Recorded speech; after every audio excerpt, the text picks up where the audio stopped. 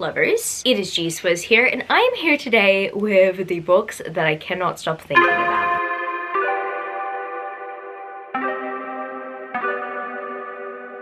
So if you didn't know, this is a 7 on Sunday topic, and I'm the host of 7 on Sunday. I will link the Goodreads page down in the description where you can check it out and you can participate in a topic in the future, or you can suggest a topic. And this topic I've wanted to do for a while, and the reason why I've wanted to do it probably somewhere within the last 6 months is because there was this like meme about the Roman Empire, about how people were asking like, how often do you think about the Roman Empire, and people would reply all the time or something like that. I don't remember the original source, but I just constantly saw it on my feed, and as a result of that I noticed a bunch of booktube videos about everyone else's Roman Empire when it came to books, what books they could not stop thinking about, and I was like, oh okay, I want to make that video so bad, and I want to add that as a 7 on Sunday topic. But the thing was, at the time this video topic was trending here on booktube, I'm trying to remember if it was October, November, or December when it was trending. Around that time I had set topics. If it was October, I had Halloween set topics. If it was November,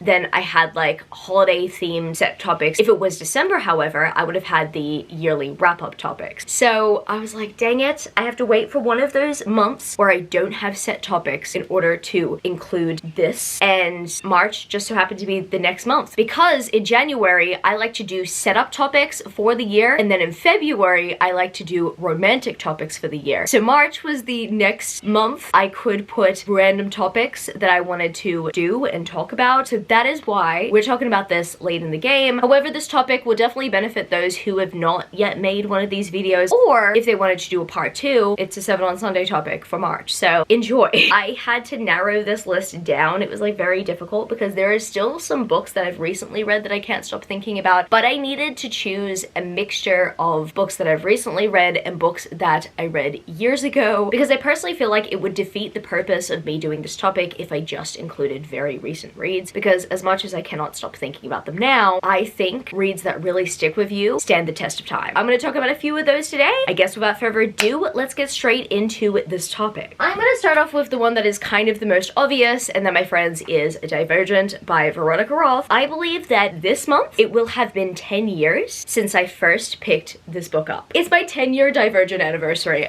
If you guys don't know, the Divergent series, it is definitely my favorite young adult dystopian series of all time, and I know that that sounds terrible to Hunger Games lovers. Trust me, The Hunger Games is very close to this one. It's just that the way that both of them have been written narratively, as much as I adored The Hunger Games, I do prefer the narrative structure of the movies because you get multiple perspectives. Whereas with Divergent, I felt much more close with Tris. I felt like Tris is me, I'm Tris, or at least I feel as if Tris is a younger version of me. As I continue to read Veronica Roth's books, I feel as if I relate more to her main character in Chosen One's Sloane. I feel as if Sloane is me now and Tris was me as a teenager. I don't know, there's just something about the way that Veronica writes protagonists that just absolutely grips me. I don't know if I've read a protagonist from Veronica that I've hated. I consistently think back to not just the nostalgia of the time, but scenes from this book series. I think the sad thing about the Divergent movie franchise is that the franchise really tainted the books for a lot of readers. And I also understand that Allegiant is in the equation as well as to why the series has been tainted for some readers. But if you think back to Divergent and Insurgent, can you truly look back at those two books without thinking about the ending of the series or the movies? I don't know.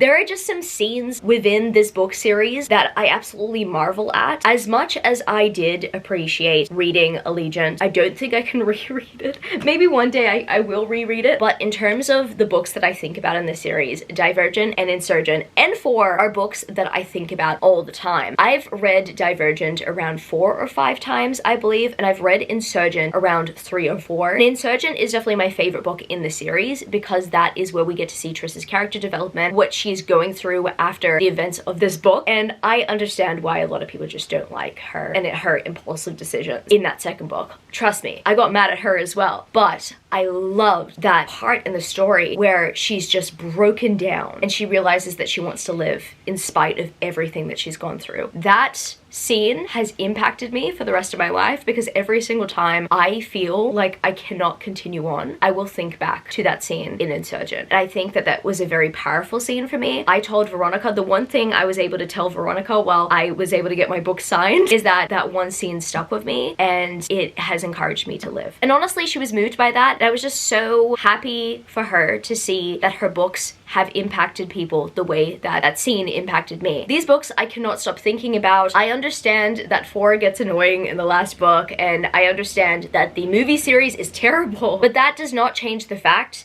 that I will never be able to stop thinking about this book series the way that I have. And also shout out to Caleb Joseph for rereading Divergent and actually telling the internet that it's good. Like, I'm really happy that he made that video. Because honestly, after all these years, I feel vindicated.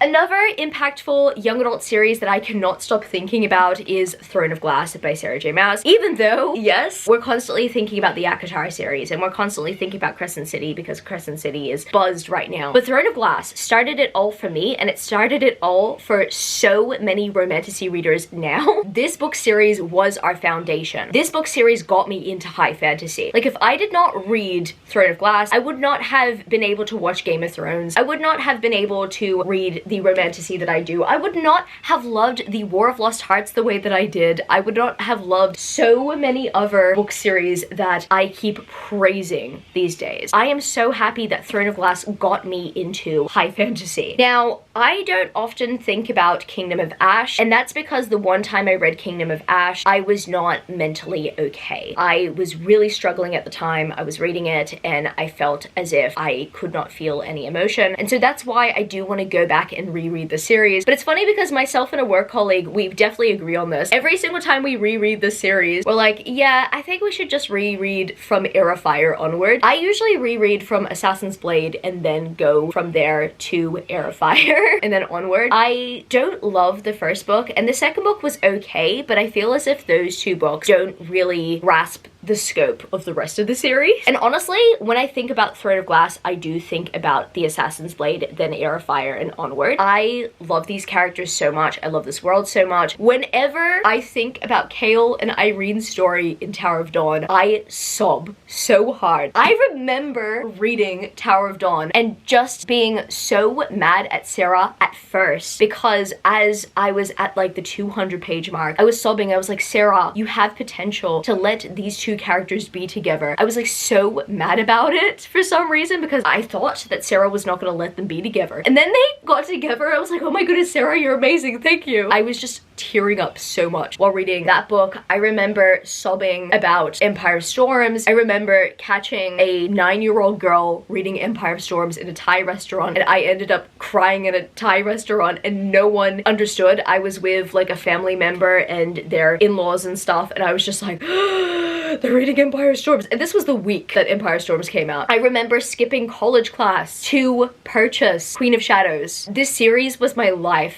back in the day. I still think about this series. I think this series was the foundation for what I read now and what I'm passionate about now. And I still think about these characters to this day. As much as I do appreciate ACOTAR and as much as I do appreciate Crescent City, there was just something about Throne of Glass that, I don't know, I don't want to say it kind of tops them, but I feel as if it does.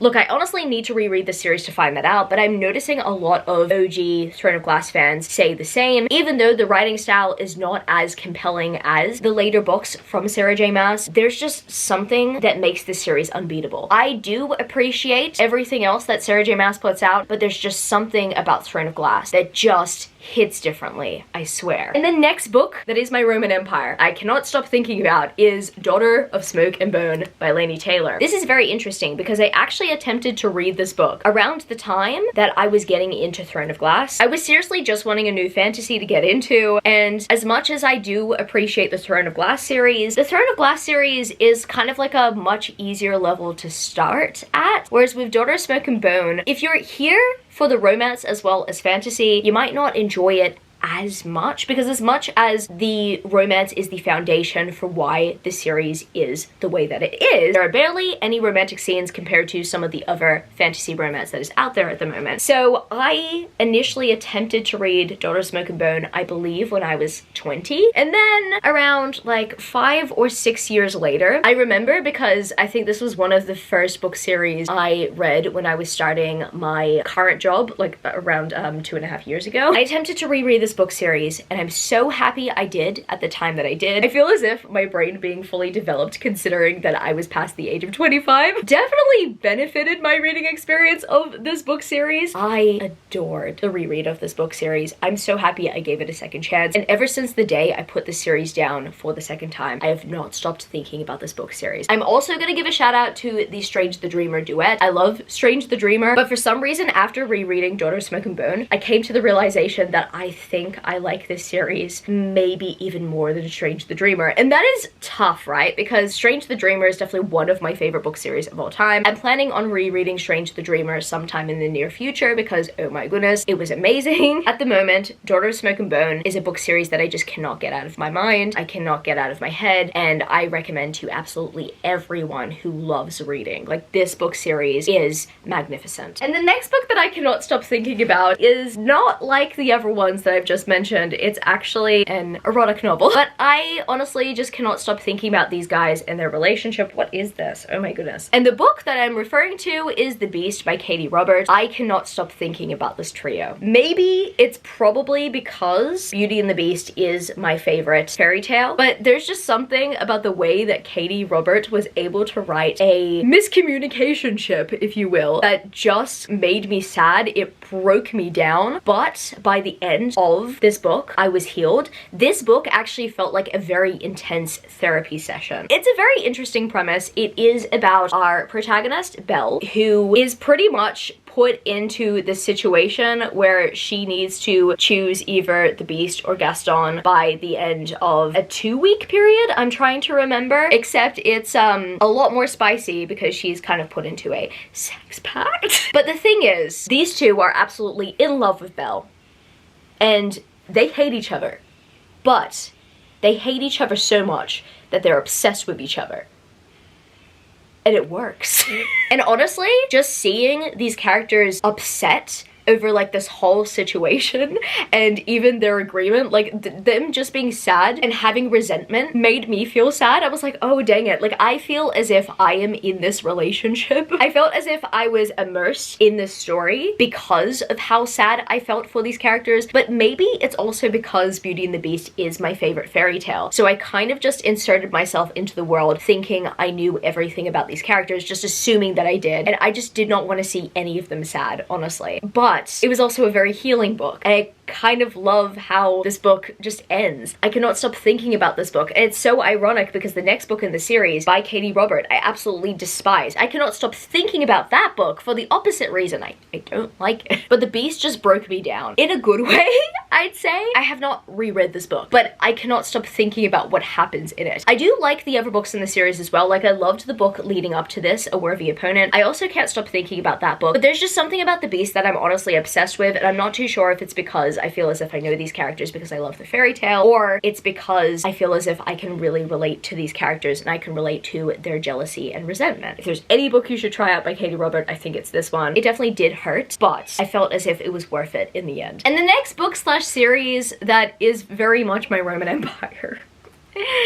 I don't really need to explain this one that much. I've talked about the fact that the Bargainer series is definitely one of my favorite series of all time. I feel as if it is my comfort series of all time. Like, this book series is the first book series I will look to read for comfort, even though, yes, there are high stakes. I feel as if this book series is not too much to sink my teeth into if I want to revisit the story, if I want to revisit this romance between these two characters. And so far, I've read this series 3 times. times. I am considering in 2024 reading it a 4th time because I just absolutely adore these characters, and I just know that if there's a really hard time coming, this book series will help me through it. It definitely helped me through a very tough time last year, and it definitely also gave me comfort in the 2 other times that I read it as well. Can't stop thinking about this book series. I love it. It is very much a guilty pleasure because the world building, as much as it's fascinating, it's not really epic world building. Like, yes, there are more romantasy books that take place within this world. It's not like an epic high fantasy. And I do believe that the series still leaves you with questions regarding the world, but at least Laura plans to revisit it in her future works. Going on the complete opposite side of the spectrum, I have Punk 57 by Penelope Douglas. I read this book last year, and I still cannot stop thinking about this book. Oh my goodness. I had no idea what to expect from it. The one time it was personally recommended to me was from a friend as we were browsing bookstores in the city. I was telling her that I'm planning to go to Babe 2023 and Penelope Douglas is gonna be there. What books should I pick up by them in the lead up to meeting them? And my friend was like, OMG, you need to read Punk 57. Just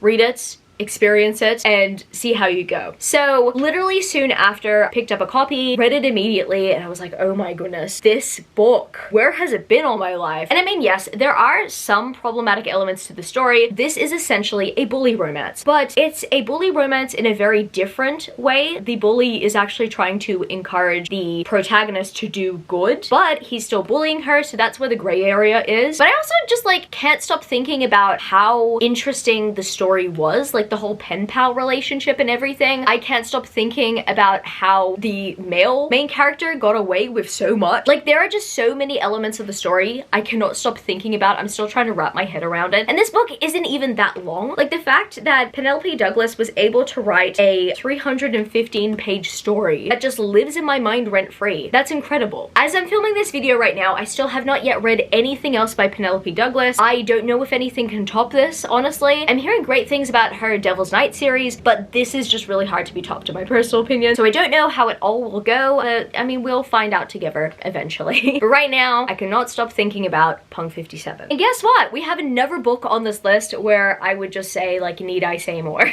Like, need I say more? This book right here, Daughter of No Worlds, is the first book in the War of Lost Hearts series. The War of Lost Hearts series being one of the most impactful series I've ever read. As this video will be going up on my channel, it will have been 6 months since I first read The War of Lost Hearts. Still cannot stop thinking about these characters. I still cannot stop thinking about this world building and the magic system in the series. I cannot stop thinking about how sad it was, but also how mending it was. There were just so many moments in the series I sobbed. But as I've mentioned previously, and I'll mention again, this book series made me want to change the world and make things better. The characters that we are following are so pure. I mean, beside the 3rd one that we meet like sometime later in the series, they're not entirely pure, but I feel as if the 2 main characters are pure cinnamon rolls that need to be protected at all times. And so based on that fact, as a reader, you would want them to succeed, and I wanted them to succeed so badly. At times, it just made me cry, it made me tear up. I'm like, oh my goodness, these guys have been through a lot. They deserve happiness. They deserve all the happiness in the world. And I still think about them to this day. I think about these characters as real characters. I'm like, oh, I hope they're happy right now. Similarly to the Bargainer series, like, I think about my ships in these 2 series. I'm like, yeah, I hope right now they're living their best life.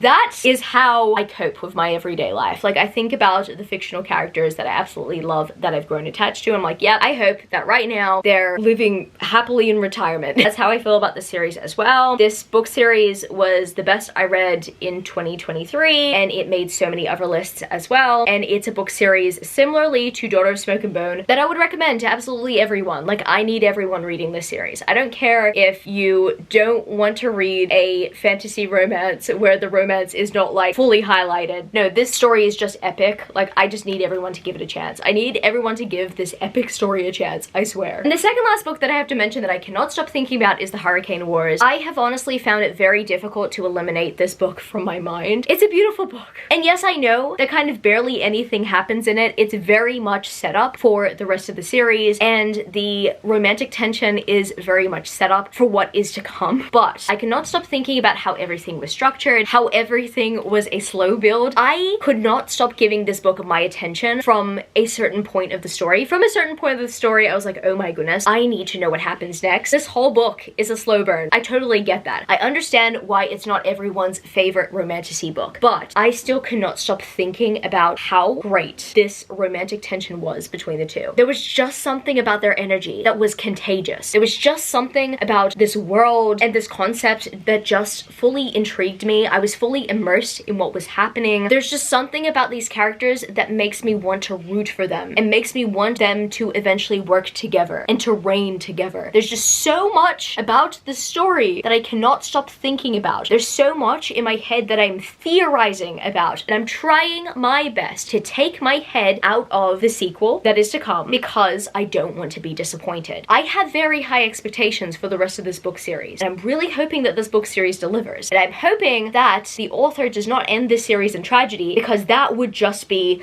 horrific. Considering that this is already painful enough as it is. This first book is painful enough as it is. I don't need more pain. I think about that every day.